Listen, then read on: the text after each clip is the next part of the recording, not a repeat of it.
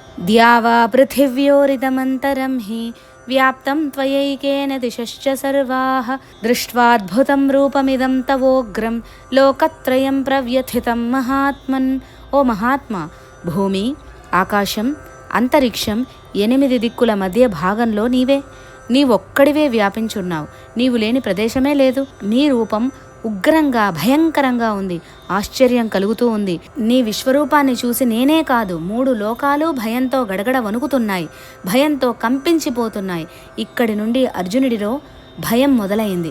వీరుడు, పరాక్రమవంతుడు, అత్యుత్తమ ధనుర్ధారి అయిన తాను ఒక్కడే భయపడిపోతే బాగుండదని నేను కాదు 3 లోకాలు నీ భయంకరమైన ఉగ్రమైన రూపం చూసి గడగడలాడుతున్నాయి అని అన్నాడు అర్జునుడు. ఈ శ్లోకంలో ఏకేన అని వాడారు. అంటే నీవు ఒక్కడివే, పరబ్రహ్మ స్వరూపుడవు, విశ్వ చైతన్యానివి. కానీ మనమేం చేస్తున్నాం?